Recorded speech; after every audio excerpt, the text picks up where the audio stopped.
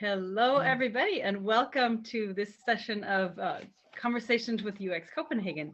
I am in lovely company with Nisha Shetty out of Bengaluru, but now in Mumbai. We just Yeah. had a 2-minute talk about how you traveled to visit your family in Mumbai just 2 days before the whole country shut down, and now you're kind of stuck there. I guess it's not the worst place to be, right? Family. Really not. Good. We, Enjoying a lot. yeah. That's good. That's good to hear. So before we begin, I want to say that UX Copenhagen is a safe place for everybody, and it's a stage where I want diverse voices to be heard from all over the world. Mhm. So we do not tolerate any kind of harassment or discrimination, that kind of thing. We have a code of conduct on the homepage on uxcopenhagen.com, and any kind of harassment is not tolerated. So please, when asking questions and all that, keep the good tone. There's no reason not to. Another side note is that Danes can be pretty straightforward. You can tell by my accent, I was born in the States, but I have Danish parents and I have lived here for about 30 years. So I'm very Danish and we can be very blunt. So, if I ask something or if I say something that's too blunt, you can say, listen, we're not going to go there. And that's completely fine. And then I wanted to just say that the background for these talks is an idea that I've had. Actually, you and I were just talking about it 3 minutes ago. That this initial chat I have with potential speakers is always just so interesting, and getting to know the speaker and getting, talking about all sorts of different UX topics and design topics and whatever else we'll go into is always just so interesting. So I hope that, I wanted to share this with other people in the field, and hopefully they will find it interesting as well. So after we have this chat, I will put it up as a video and it can be seen on our YouTube channel. It's called I just got the name, youtube.com UX Copenhagen. And then it's also going to be uploaded as on SoundCloud as a Mhm. podcast. And then people can text me if they want the text file, or they can ask Oh. me for the text file as well. Yeah. So trying to be inclusive, having it available for anybody there.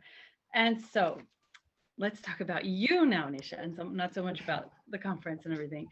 So Nisha wrote me, I think last year, and Yeah. yeah, with a uh, call for papers, and For she had last year, in fact, or oh, for this year, in fact, for 2020. 2020, Hmm. yeah, where the topic is green UX, and we'll get more into that. But the call for papers had already closed by the time I heard from Nisha, and although it would have been great to have you on stage last year as well, we already had all the speakers at that time. So luckily, it goes with next year's theme as well, which is commenting, which is just I went into this the last time, but the whole idea of the circular economy and working together, using each other's resources in the best way, and so on. Of Hmm. course, green UX and sustainability is a big part of that. So I think it would be an excellent talk to have in 2021. Mhm. So Nisha, tell me a little bit about. Oh, and one more thing I want to say is that Nisha and I are just going to have this chat, and then we're going to leave the last 20 minutes for Q&A, and then the last 3-4 minutes of that for just closing down. So if I can ask everybody to mute their microphones and please not jut in and with video and all that while we're talking, that will be for the Q&A, because we did that last time where people were coming in from the side, and it was kind of disruptive. And I think it's the fun part for me, at least, is the talk with you and me. So so Nisha, tell me about yourself first of all. What's your background and how long have you been in UX and so on? Okay, so I graduated in the year 2012. That was more basically into IT. So I did my bachelor's in IT, but then I was always inclined to design, and I always wanted to be in design. And I was always thinking, how I can connect IT into design. And then that's when I learned animation. And my first job was a UI designer job, and it was incredible. I started with a US-based MNC, and there I got to work with a lot of clients like Google, Cisco, and Intuit and all that.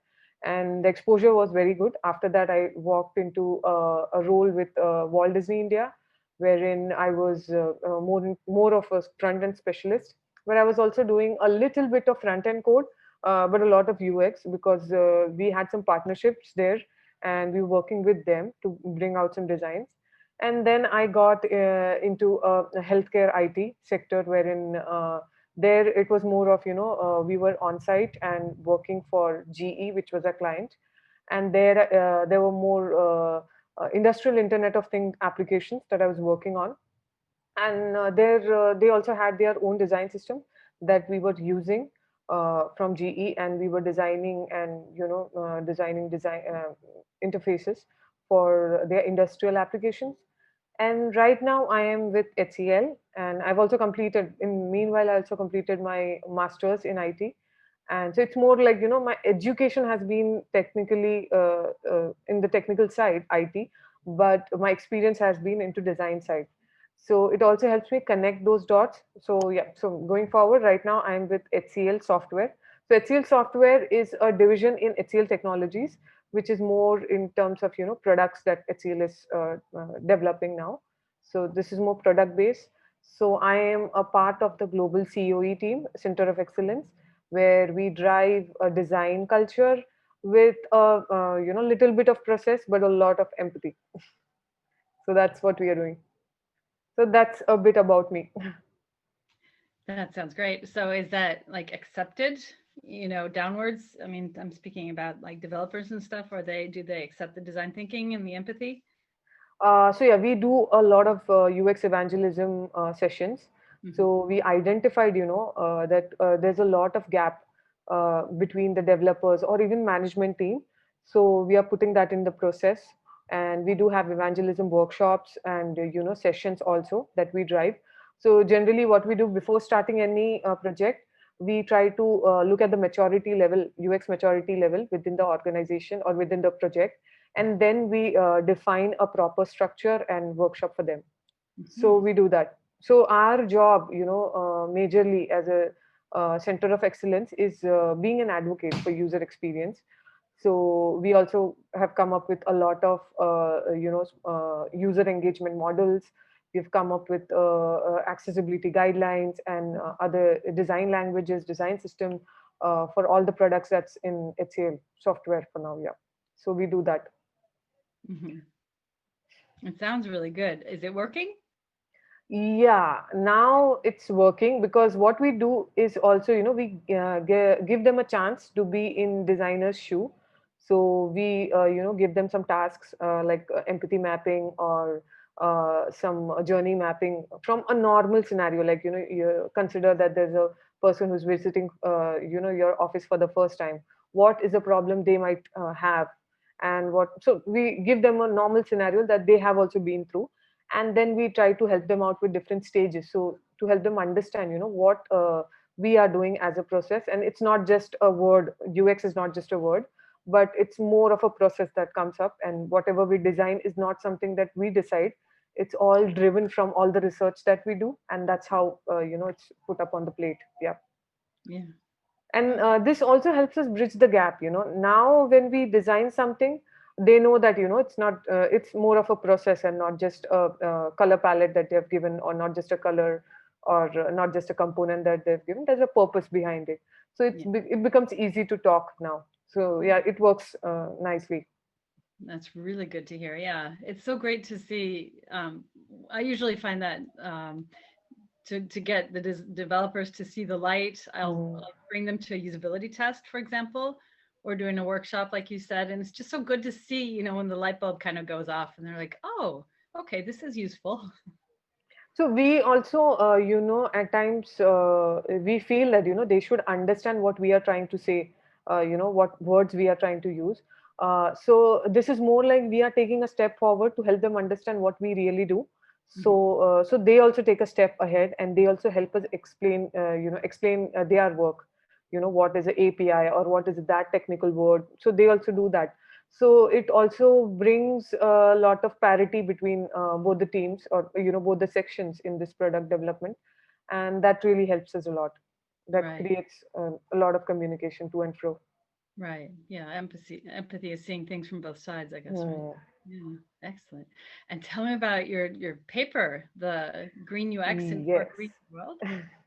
I So love that. what happened is in HCL software we do have this session that goes off every once in 2 week. We have a session wherein all designers come together. We discuss on a topic which probably can it should not it is okay if it's not a presentation, proper formatted presentation, even if it's an article that we would want to talk and discuss.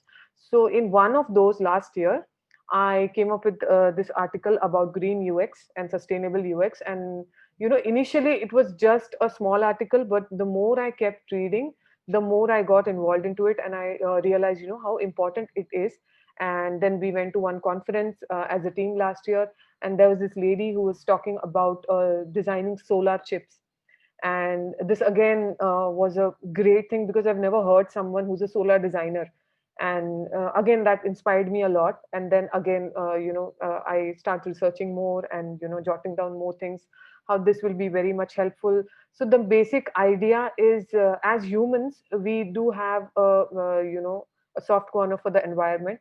We do our little tidbits, but then as designer what we are doing, Mhm. right? So if we talk about technology, what is technology? Everything that we have today is driven from technology. When we are designing also we first think about technology, but we have to understand what whatever we are trying to solve with respect to technology is short term. The bigger picture is the environment. Technology is just a medium for us. So everything that we are designing or we are trying to solve a problem should be environmentally driven and not technologically driven. So what also happens is today if you are trying to solve simple problems, it's more like short term problems, but we are not realizing that while we are solving these short term problems we are creating a bigger problem that Mhm. comes later into picture. So if you say right now we are the most advanced that we could ever be, mankind can ever be. So we have everything in on touch of a screen. We touch and we unlock a screen. We just with a touch we are ordering food. With a touch we are traveling, booking tickets. But today we are in this situation in pandemic that we don't want to touch anything. Yeah. We just want to be away from that touch. So even though we are ahead, the most ahead that we can be, we are still behind, Yeah. right? So the major thing is we are designing futuristic designs in a wrong, I mean in a different way, wherein we are thinking that technology is driving it, but we have to understand it that it's environment that's driving it ahead. So that's the gist of this entire talk. And the major factor in this entire talk is going to be data. Everything when we are talking about technologically driven green UX, we are talking majorly about data because data is so enormous today. Everything is data, right from the text that you're using, images that you're using, the sound that you're using, the video, everything is data. And the major gist is now you will ask me how is data being connected to green UX or sustainability. The more data you use, the more engaged you're in your laptop or any digital media, the more carbon gas you're emitting, the more greenhouse gas you're emitting, and the more carbon you're emitting in the environment. And Yeah. that's the problem. Yeah. Apart from it, physically also you're not exercising. So it's also physically draining for a person. So that's what, the more screen time, the more data, the more people are spending more time in the screen, the Mhm. more impact it's creating. So I have divided these into few parts. Okay, to just give a brief. First one is comprehension. Unless and until you don't understand what is green UX or what is this sustainable, issue, what is this issue, you won't really be able to create a solution out of it.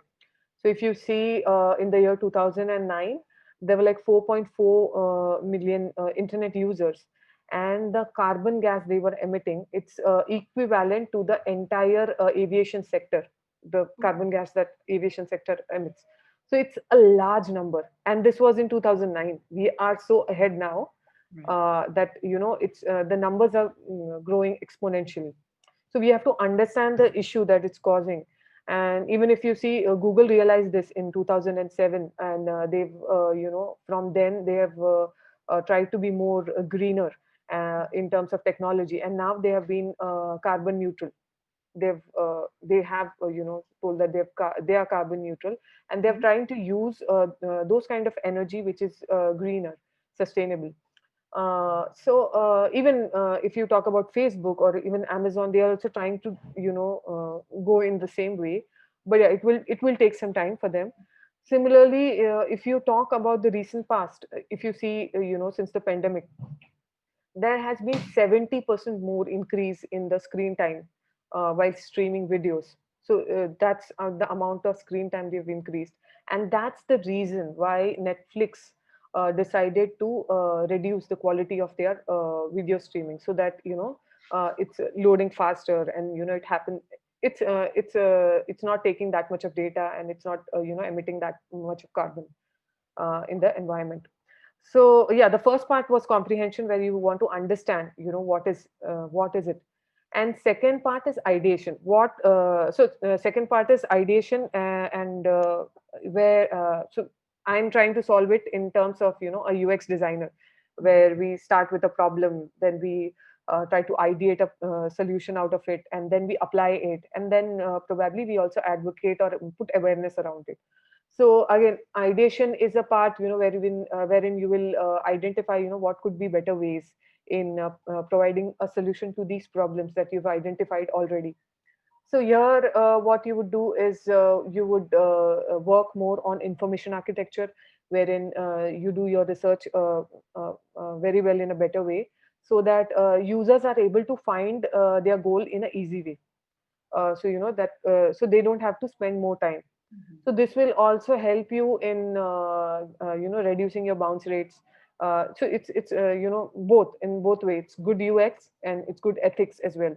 So you can always use technique like priming psychologically, wherein you want your user to channelize into those sections where they would really want to be in. Now again, there is two parts of priming. If you are doing it in an ethical way, it's priming, but when you go unethically, it's a dark pattern in itself, and we would not really want them to go in a dark pattern at all. So there are some examples here and there about what could be a good UX and what could be a bad UX, probably unethical UX, which is more of a dark pattern.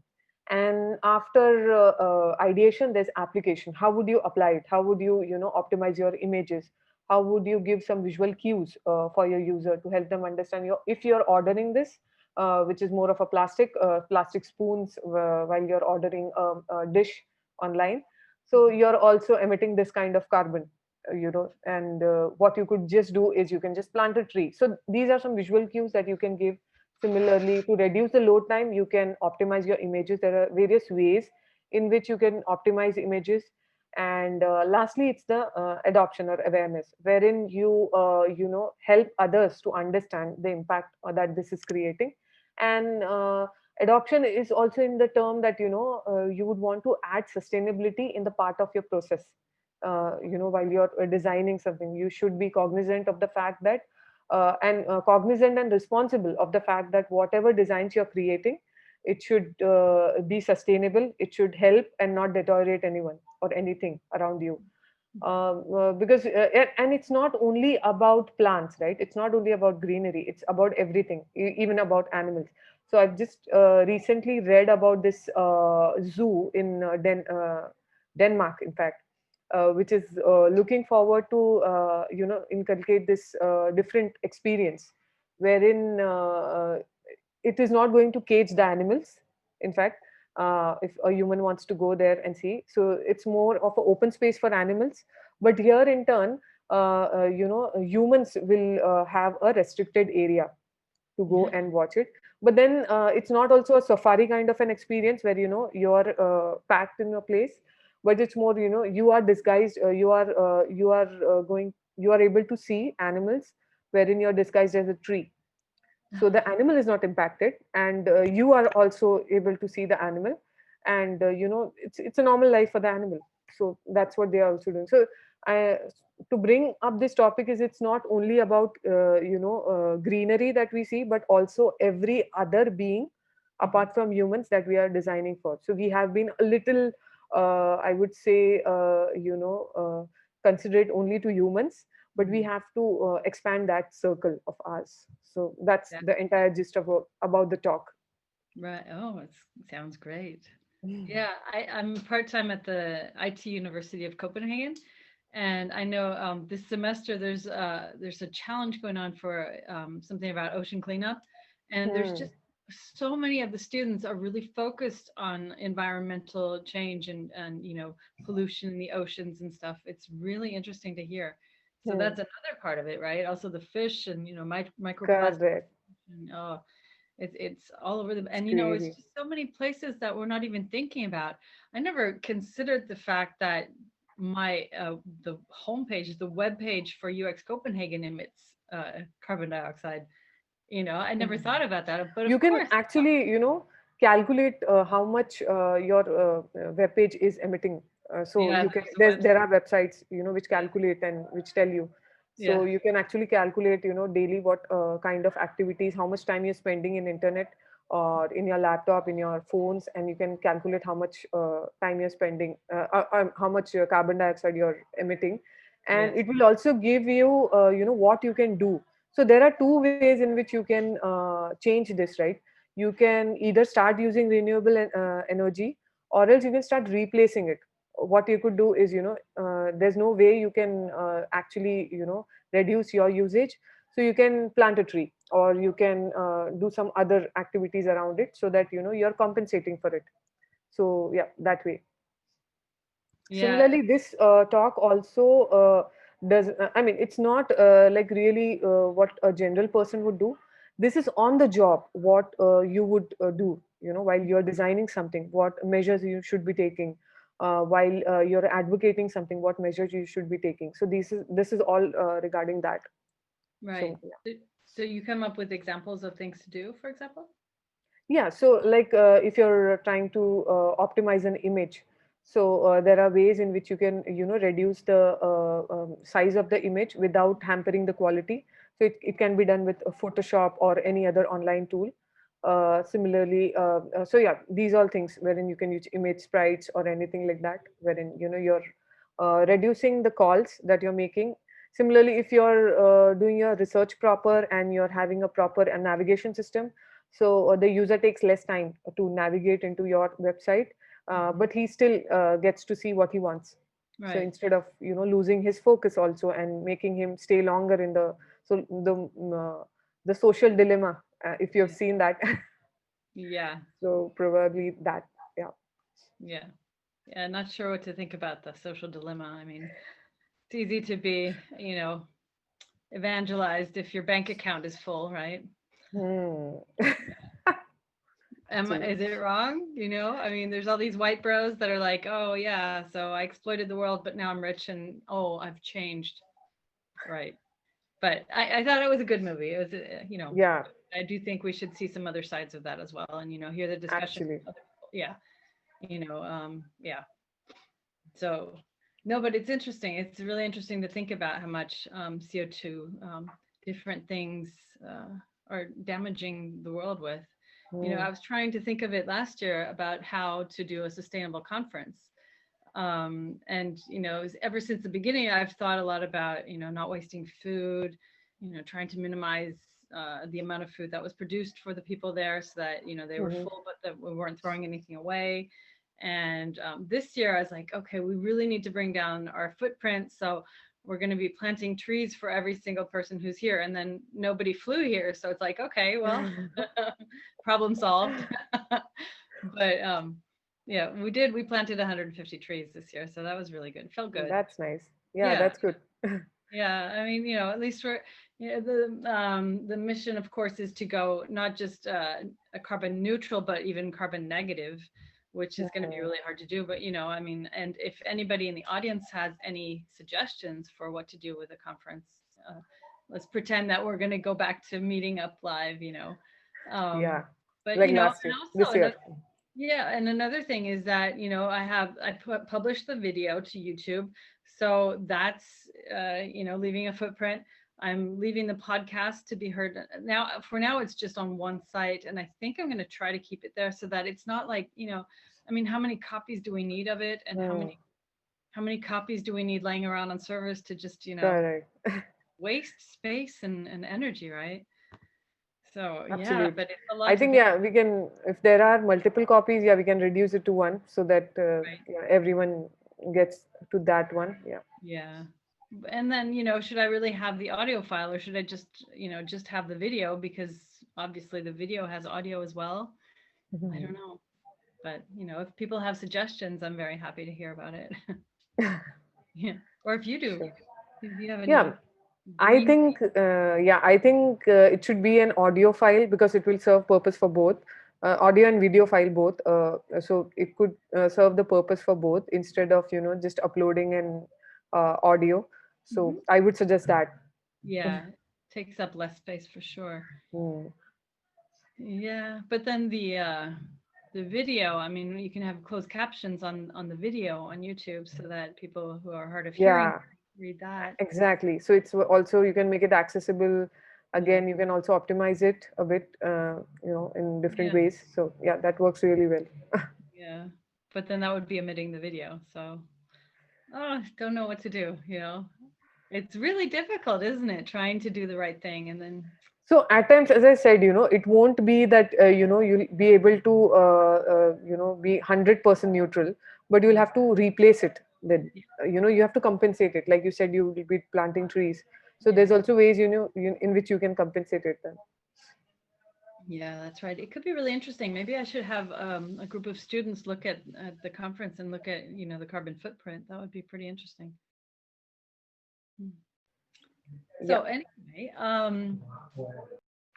I was going to ask you, okay, you said that in your step 2, you were saying that you do an ideation.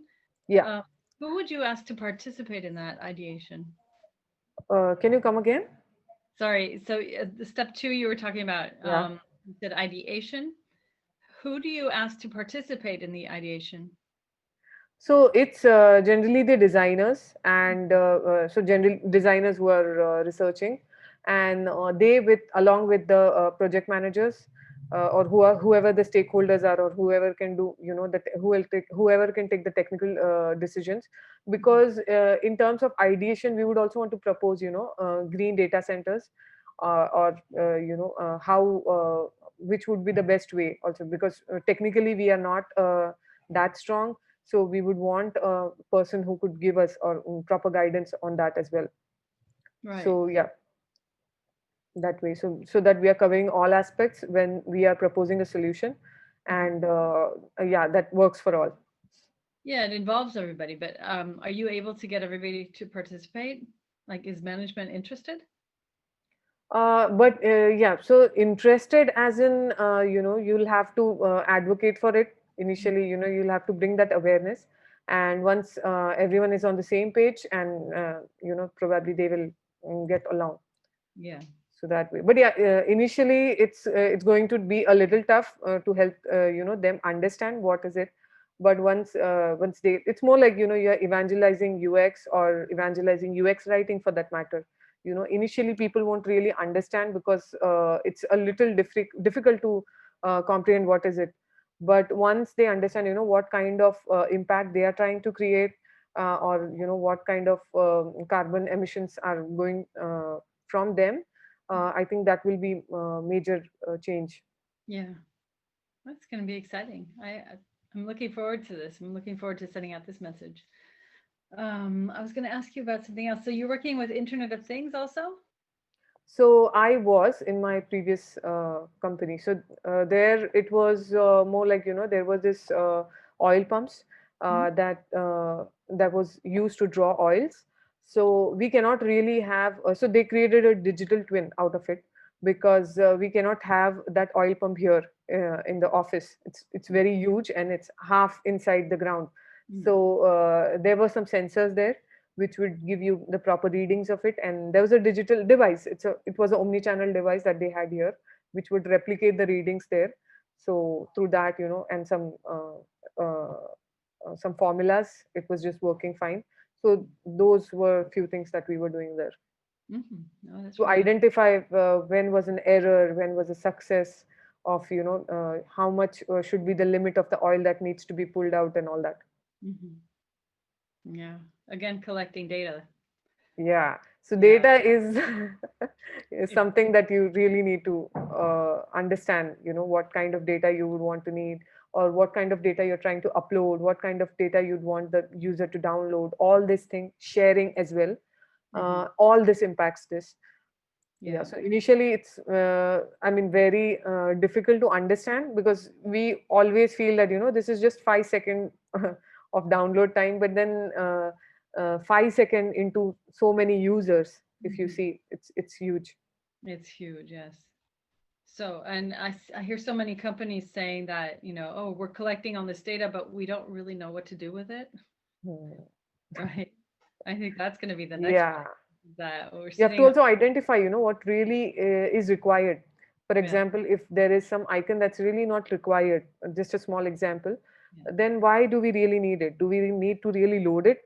Yeah. Because again, when you're trying to load it, there is another request that goes in, and again, there's a utilization of data, and again, in Yeah. turn, it's, so do we really need it or not? So we have to really analyze that part Yeah. as well. Yeah, Or, questionnaires asking for gender. Is it really necessary? Unless it's like a yeah, matching test, or, I mean, why?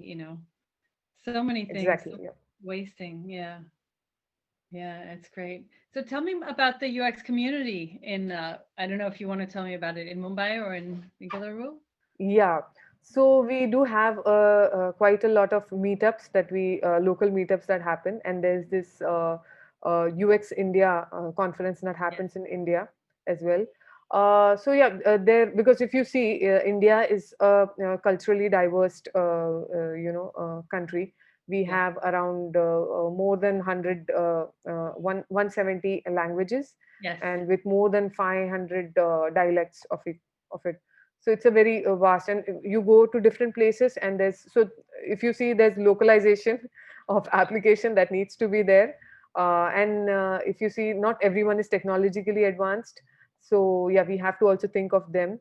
Yes. So there's a lot of discussion over, how this could, how an application or a product could span across all this diverse population that we have.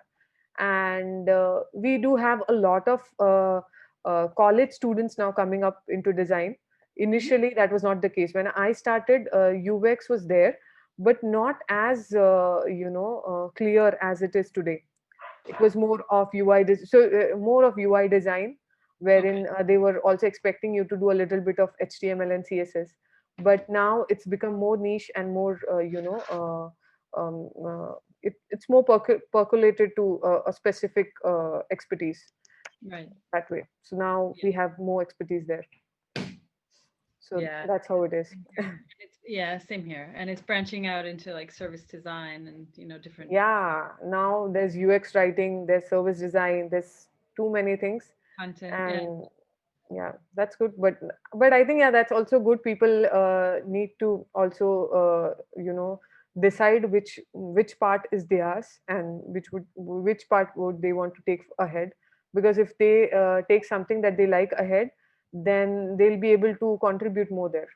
Yeah.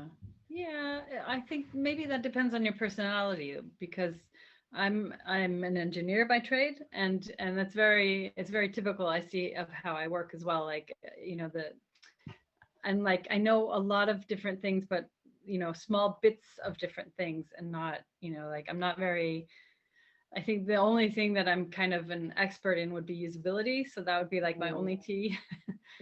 Whereas I know like a lot of things about many different things. So But I people, I think people are now taking that leap, to change their passion or profession that way. Because we recently had a person who was interviewing with us, and she was a CA, chartered accountant, and she completed her chartered accountancy and did some job for like 2 years, and then she made the switch to UX. oh, And she was incredible, when we interviewed her, she was amazing. yeah. Similarly, last week, I think I attended this talk on clinical UX, and this person, he was a pathologist Oh, who studies pathology, and then he did his studies in UX, and now he's a clinical UX researcher. So he's oh, very very much focused into clinical side or healthcare UX. So Yeah, that's good. I think that's also good. definitely. You know, this year at this year's conference, I had a 2-hour chat with Donald Norman. You know him, right? Yeah, Yeah, yeah. digital design. We had a Who 2-hour. doesn't know him? It was amazing. And he kept saying, you know, it's really important for designers. He said, when young people come up to him and say, oh, how do I become a good designer? And he said, study something else first. So, you know, take another degree because Actually. then you bring diverse knowledge into the field. Mm. Yeah. I think, yeah, for me, because few products that I've been working on are more technically driven, so it becomes easier for me to understand because of my Right. technical background. Yeah. Now it becomes easier to understand, what words they are using or what kind of process they are talking about. So it is a little easier for me to connect. So Yeah. that also helps me a lot. Yeah. Yeah.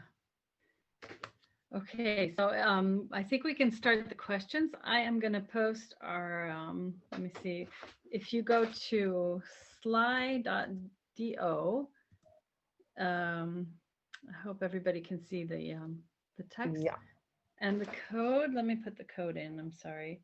The code to ask questions is for this event is 64198. There we go. And so please, everybody listening, please go ahead and ask questions. There we go. I don't think any have. Does anybody have a question? You're welcome to turn on your video now and come, ask a question. I wanted to. Oh, I'm sorry. Here goes my lamp. I wanted to ask you, Nisha, do you think there's a difference between implementing green UX in India and in Europe? Um, I think a lot of just a minute. I think there's a lot of legal obligations that Europe has, so it's all in place. But here we really don't have that many certifications, even on accessibility. That's compulsion. So I think it's a little easier at the Europe end and a little difficult here. But yeah, but people are trying. It's not that no one is trying, because everywhere we are realizing it and we are putting that forward. Yeah. So, but That's yeah, it will be a little difficult here. That's what I feel. Yeah. Well, it's good to hear that. At least you're working on it. Yeah. Any questions from anybody? So, do you run any meetups yourself? So I have been to this one of our local meetups where I spoke about design systems, Mhm. which was more of what I have learned after being a part of a building team of a design system. What did I learn and what should be followed? So those were few meetups that I've discussed. So there's one more I have proposed wherein it's more of cognitive behavior of a user. But yeah, this is again in future, but not yet planned. Okay. Oh, cognitive. I love behavioral design. I'm very much into that. If I were younger, I would have taken a a master's or a PhD in that. Actually, now it's like you have so many courses available or so many degrees available to be specialized in one of those. When we started, it was more of a bunch of things that you could do together, but Mhm. nothing more specific to thing that you'd want to. So, Yeah. Halle, I would want to ask Yeah. about you, in fact, Yeah. because you really, it was, I think, when the conference was supposed to happen in 2020, this year, it was around that time that, COVID increased and everything happened. So, you converted, but it did not take you much time to convert your entire conference into a virtual conference. Hmm. And I would really want to hear about that. Really? Okay. How? Well, I actually did a podcast about that, so maybe I could. Somebody interviewed me about that, but yeah, we had. So it was a big year for me. On March 10th, I turned 50, and on March 12th, the entire country shut down. So everything that I was supposed to, the party, the conference, everything was just, completely canceled. So we had 18 days to convert the conference into a virtual.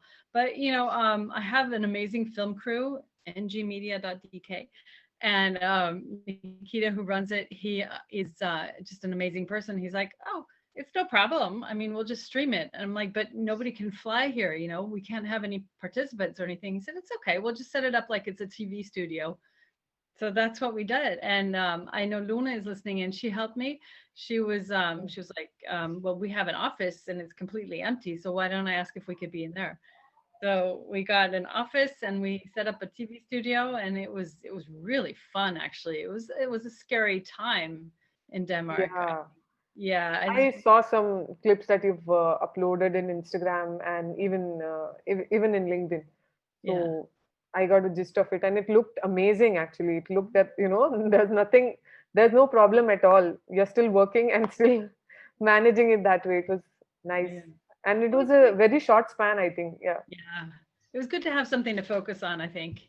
And I think also that I was lucky that it was in the beginning of the pandemic, because I think if it had been Hmm. now, people would be like, no way am I going to sit in front of a screen for 14 Oh. hours. But they did. 14 hours was the first day, and I think 9 hours the next day. I don't know if I Oh. can do that again this year. Because for us as well, when we have these workshops with different stakeholders, we have to really think about the hours that we are spending, because they would really want to have a break, or Yeah, there is a limit to it, so we just limit it across and we push it for few more days. But yeah, we do that limiting part. right. So do you think it would be a better idea to have it like spread out for a whole week where it's just in the I morning? would suggest, yeah, I would suggest that, because we would, I mean, there would be people with different time zones. Yeah, that's And then again, we have people who are working from home majorly. So they yeah. have to also organize their time. So, yeah, it would be better, in fact, day wise. So, did you get a chance to attend that 24 hours of UX, I did, and I which loved it. I love the it was concept. amazing. It was amazing. I loved that session, and they've Yeah, uploaded, I think, a lot of videos in YouTube, yeah. and that's very nice. I wish I had had the idea. I love how it just followed the time zones and Yeah, just it was nice. yeah, it was great. And it I was also not long, all the sessions were like 1 hour. So whichever you want to attend, you can attend for that hour, and you yeah. can just shortlist and you can, yeah, plan it accordingly. So those were great, I mean, that could be an option too. yeah. Like I said though, So, I just turned 50, so maybe I'm too old. not at all. I don't know if I could do that. Okay. So, what is your plan? I mean, how many speakers are you looking for in your this year's conference? Well, it depends on the format. I usually have about 22. Okay. So, but then I usually have three simultaneous tracks of workshops. So that's like six people right Hmm. there. Or it could be more. It could be 12 people. So it depends on the format. If I continue with the format of 2 days, from 9 to 5 ish, then it would probably be about, I guess, 12 or 15 speakers in total. Mm-hmm. But if we go Okay. for an entire week for 3-4 hours a day, then I could probably do more. But it also Mm. depends. And one of the things, I mean, yeah, it depends on the cost, and it depends if we can meet in person, if I can fly the people here or if I can't, and you know, Sure. Correct. we'll A lot see. of things involved. Yes, many things. Yeah, yeah, So, and yeah. so, any dates that you're looking at? So it will be again in March, or? It will be in March, yes, and we're looking at the middle week, so like from the 15th, I think it's called. Hmm. Yeah, I've the past 4 years or 5 years, I've launched every September, and this year somehow, I've fallen a little bit behind, but we're working on it. I expect to launch something on November 1st, Oh, sure. and ticket sales and all that. But, there's no real hurry if there's not like a venue, and, if you're not bringing people here, then it's not as important, I think. Oh, is it no? I don't know. Maybe it is. Maybe I, shot myself in the foot. I don't know. Oh, we'll see. Lona, did you have a question? It looked like you had your hand up at one point. No, thank you. No questions today. It's a very discreet group of followers you've got there, Nisha. Yeah. Yeah. So have you got a chance to be here in India anytime, or do you Not plan, or what is it? It is a huge thing on my bucket list, definitely. But I would have no idea where to go. I mean, I would love to travel around, but I don't even know. I have a friend in southern in oh, what's it called? I can't remember where he lives, but south somewhere. But he says not to travel there with the family. So I would not know where to Oh, go. Yeah, is it? I yeah. would really want to know which place is that. Oh, I'll look for it. I'll tell you. It looks amazing. I was invited to his wedding, but couldn't go. So, have you been to Copenhagen? Not Copenhagen, but I've been to Netherlands last year. Hmm. Yeah, last year. Yeah. So yeah, just to give you a gist, I have a twin Oh, who really? works out of, yeah, I think she's in the call. Her name is Nidhi. Hi, Yeah. Nidhi. Yes. So Hi. she works out of Belgium. We need the video on Nidhi. No, I'm kidding. She works what? She's in Belgium. So we met in Amsterdam last year just to Oh, celebrate our birthday and all. So we were oh, just traveling that time. So yeah. oh. I do that So with my yeah, sister. so she cannot travel here in Mumbai this year because of the pandemic. So she's there. Right. I have a sister in the US and she travels a lot she's a professor, so she travels to Europe all the time. So she'll be like, "Oh, I'm going to Dubrovnik. Will you meet me there for a weekend?" And so, it's really fun. Yeah. Sure. Yeah. Okay. I actually have some questions. Thank you, Oh people. wow. Yeah. So, how do you think the pandemic puts focus on green UX? It says office, schooling, and family connections being done online and conferences. How do you think the pandemic puts focus on green UX? Pandemic puts focus on green UX, as in, I think, yeah, this is again a question, where we just discussed, where while we are looking at the smaller things, we are trying to solve smaller things. I mean, this is more of a alarm for you guys and for everyone, in fact, for me and everyone, that maybe if we look at the environment level, Mhm. then probably we will be more this situation, we don't come into these situations in future.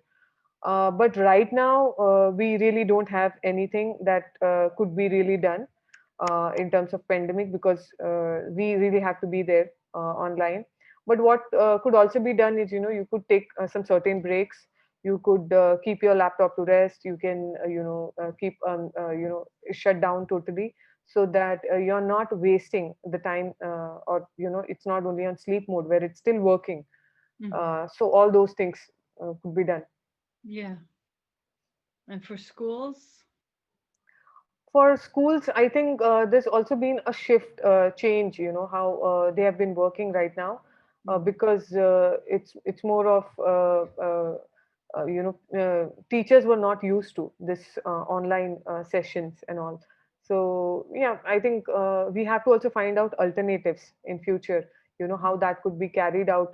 Probably there could be offline assignments Yeah. that kids could do, which would be more collaborative with their family, with their family involved. Probably that could be done, but yeah, that's one thing. Yeah. Yeah, it's good to think about. Speaking with the students out at the IT university, I'm really hopeful for the new generations. It seems like they have a lot of focus on not just the climate change and all that, but also on, reusing and not throwing away and all that kind of thing. So it's great. Okay, another question. What do you suggest basically for an amateur who wants to build a career in UX? Amateur who wants to build a career in UX, I think one thing is reading some case studies online. Mhm. I think, see, anything, if you would want to learn, it's more of a skill. When you try digging more deeper into it, you will understand, what are the issues and what could be done. And so, yeah, just reading a lot more. And there are a lot of case studies available. There's a lot of content over net as well, or there's a lot of guidance that people can provide. So you can reach out to a lot of people who Mhm. can provide you help.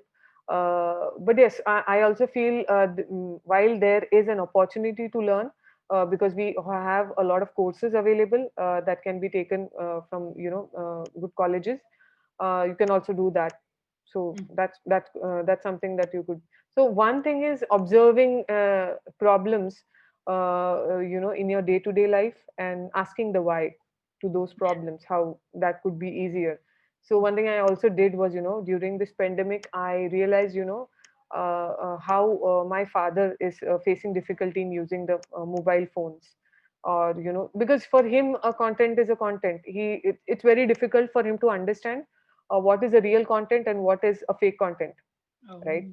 So he just believed everything, and it was very I mean, it was unreal for him, what was happening and everything, and it was difficult for him to understand.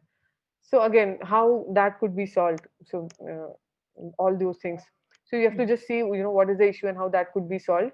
But yes, if how that can also not impact the environment, if that works. Yeah. Right. Yeah, I see the same thing. I mean, my mother is elderly now, but she has a hard time. I mean, and she's been using she worked in IT since 1982 or something. So, it's kind of surprising that at some point it's just gonna, overtake us all anyway. Yes. Yeah. That's scary. And also, what do you think of mentors? Do you think it's a good idea to reach out to people and ask if they'll be a mentor? I think, yeah, it's good to reach out to people, but you have to also decide who your mentor is. Hmm. Because if I see right now, there's mentors all over the place. There are 10 different sections where you can be mentors. But yes, I mean, because if you overuse some word a lot of times, it will lose its value. So Right. you have to also be sure, what you're doing and what you're trying to do. How can you measure that, if you're giving that kind of impact, or that kind of help to any person, you have to also measure that. And constant feedbacks is something that could help you. Yeah. And yeah, you could just reach, I think you should reach out to mentors easily, and instead of feeling sad that why I did not do that, it's better you reach out to them. You Yeah, might and just find a good mentor around. right. And it's my experience that most people are happy that you contact them. I've never Yeah, met anybody who said, or I sure, I mean, they might say, "Oh, I'm sorry, I don't have time right now," but nobody will ever say to you, "How dare you write me and ask me for my yeah. expertise." I People are think happy. maybe not everything, not every solution would come up, or not everything he might point out to you. But there might be few things which will be new, or Hmm. which will be something that you've not really thought upon. So Right. that could be something, right? Yeah. So similarly, we were looking at a mentorship program at our organization as well, and we did not really had that, because we were still thinking, how.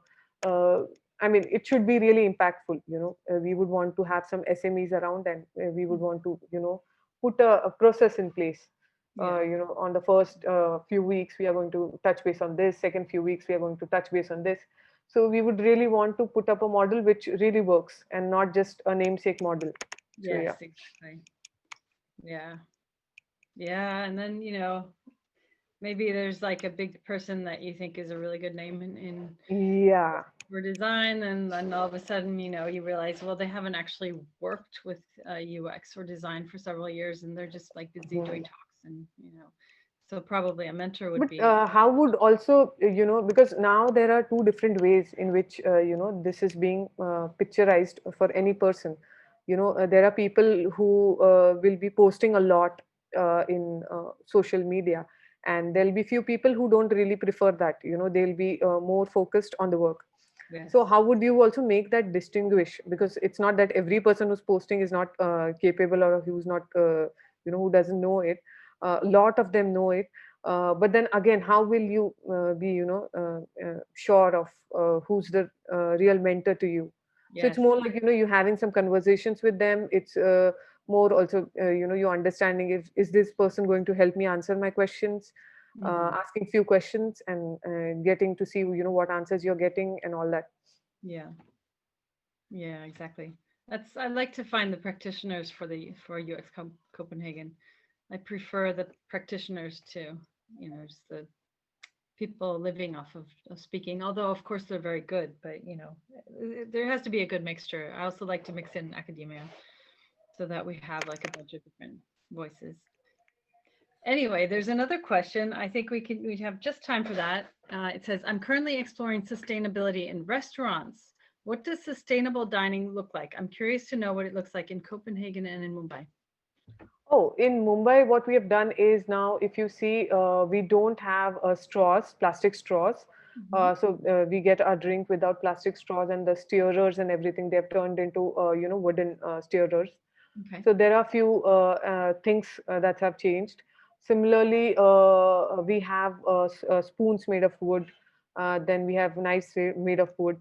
And again, there is tradition in a lot of places in India, at least most in the southern part, wherein we eat in a banana leaf.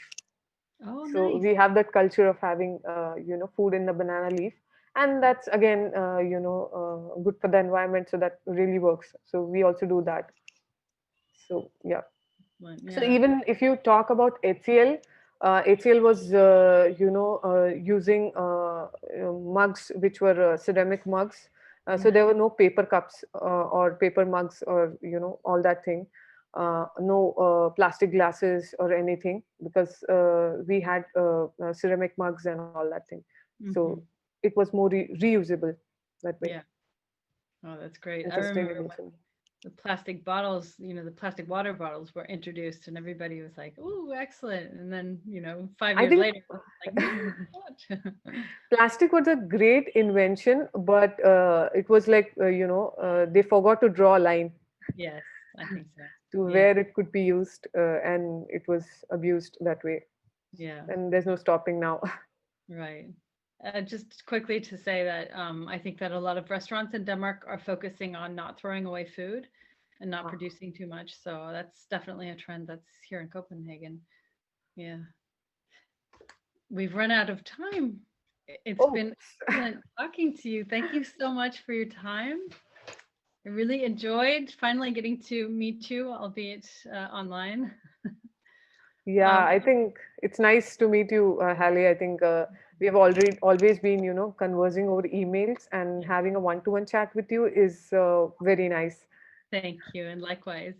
Does anybody have any final questions? Otherwise, I will just say thank you so much for your time, and I really hope we can meet in Copenhagen someday. Not sure if it will be March, but definitely Someday, let's, sure. yeah, someday for sure. I'll have to try to make it to UX India. That is definitely on my bucket list. Yeah, well, thank you so much for everything, and we'll talk soon. I would love to continue talking about having you here on stage, online or in person. Sure, sure, sure. I think, yeah, we can take that forward. Yes. And yeah, I would also want to thank all the participants here who's joined, because I Yeah. know a lot of them are really here for my moral support, and that's really sweet of you guys. So That's thank you good. so much for being here. Yeah, thank you. I will send out an email with a few links to some of the things that we've talked about today, and Sure. to next session, which will be on October 20th, and it will be with Andy Vitali and with Lisa Welchman, and they are writing a book together. It's going to be Oh, fantastic. So on October wow, this is 20th, going to be nice. yes, I'm really excited. I'll send out a link to that. So everybody, thank you so much for being here, and thank you for your time, and talk to you soon. Bye. Goodbye, everybody.